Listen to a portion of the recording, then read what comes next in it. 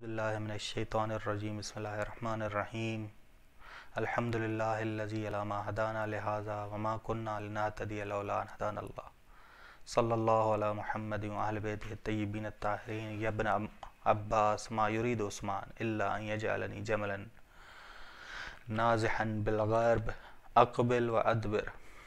توفیق پروردگار سے نہج البلاغہ کے خطبات کے آخری حصے میں ہم پہنچ گئے ہیں۔ 240واں خطبہ ہے، اس کے بعد ایک خطبہ رہ گیا اور ہمارے خطبات مکمل ہو جائیں گے انشاءاللہ اللہ کی توفیق سے۔ نہج البلاغہ کی شرح خطبہ نمبر 240 ہے کہ امام کا یہ کلام کہ عبداللہ ابن عباس سے امام نے یہ کلام کیا۔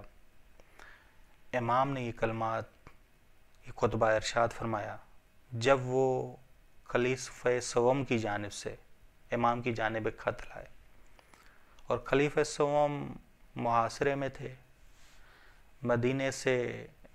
خلیفہ سوم نے لکھا کہ مطالبہ یہ کیا کہ مدینے سے نکل جائیں۔ امام کو کہا مدینے سے آپ نکل جائیں،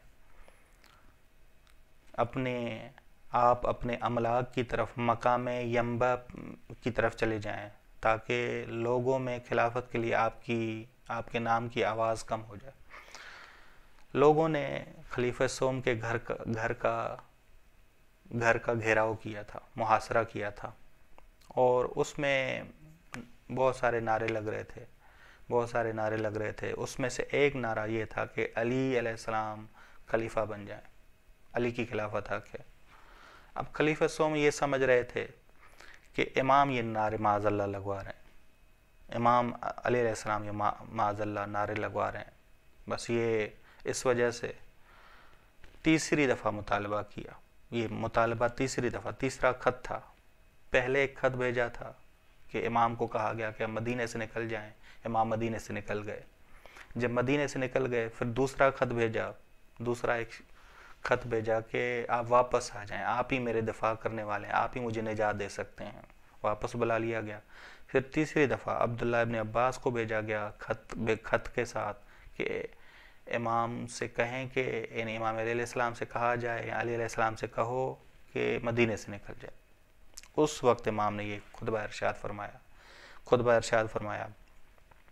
امام فرماتے ہیں یا ابن عباس ما یرید عثمان، اے ابن عباس، خلیفہ سوم کے ان ضد والے پیغامات بھیجنے کا مقصد یہ ہے کہ مجھے وہ ایک پانی کھینچنے والے اونٹ کی طرح بنا دے، پانی کھینچنے والا اونٹ اس کی طرح بنا دے کہ میں ہی ڈول کے ساتھ آگے بڑھوں اور پیچھے ہٹتا رہوں، میں ہی آگے بڑھتا رہوں، جیسے میں ہی کوئی جڑ ہوں، معاذ اللہ، یعنی مجھے ہی وہ مشکل کی جڑ قرار دے رہا ہے، مجھے ہی وہ سبب قرار دے رہا ہے، حالانکہ اپنے آپ پر نظر نہیں کر رہا۔ پہلے جب نعرے لگ رہے تھے تو بس امام اس کے کہنے پہ نکل گئے تھے، پھر امام کو خط بھیجا گیا تھا، امام واپس آئے تھے۔ اب تیسری مرتبہ جب یہ آئے کہ مدینے سے نکل جائیں تو اس وقت امام نے کہا یہ کیا کر رہے ہیں میرے ساتھ، مجھے اونٹ کی طرف بنا رہے ہیں کہ میں آگے بڑھوں پیچھے ہٹوں، جو پانی دیتا ہے اونٹ، ٹھیک، پانی کھینچنے والا اونٹ، ٹھیک، بس ایک دفعہ خلیفہ سوم نے مجھے خط لکھا، امام فرماتے ہیں کہ کسی شخص کو بھیجا، میں نے اس کی بات مانی، میں جب نکل گیا وہاں ایک خط آیا کہ واپس آ جاؤ، آپ میرا دفاع کر رہے ہو، آپ مجھے نجات دے رہے ہو، آپ واپس آ جاؤ، آپ ہی مجھے نجات دے سکتے ہیں۔ واپس آیا، اب مجھے کہہ رہا ہے کہ تیسری دفعہ آپ خط آیا ہے کہ نکل جاؤ یہاں سے نکل جاؤ۔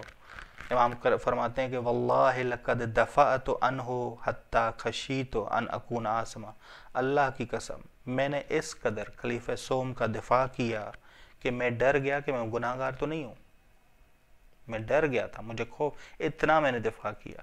لیکن یہ کیا سمجھ رہے ہیں؟ یہ سمجھ رہے ہیں کہ جیسے میں ہی ان کے خلاف سازش کر رہا ہوں، میں ان کے خلاف سازش کر رہا ہوں، یہ سمجھ رہے ہیں۔ حالانکہ میں نے اتنا دفاع کیا ہے ان کا کہ میں ڈر گیا کہ میں گناہ گار ہو گیا ہوں، ان کے دفاع کرنے میں گناہ گار ہو گیا ہوں، حد سے بڑھ گیا ہوں میں۔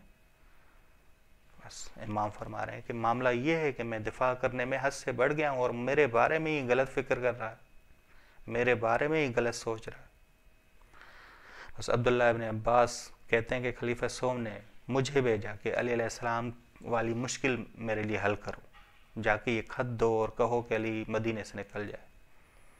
میں جب علی علیہ السلام کے پاس آیا اور خط پیش کیا تو اس وقت امام علی نے یہ جملے کہے کہ یہ چاہتا ہے، یعنی خلیفہ سوم چاہتا ہے کہ میں ایک اونٹ بن جاؤں جو اس کے اشارے پہ چلوں، بس یہ مفہوم ہے اس خطبے کا، خطبہ نمبر 240۔ انشاءاللہ ایک خطبہ رہ گیا، توفیق پروردگار سے خطبات والی بحث ہماری مکمل ہو جائے گی۔ صلی اللہ علی محمد آل بیتہ الطیبین الطاہرین۔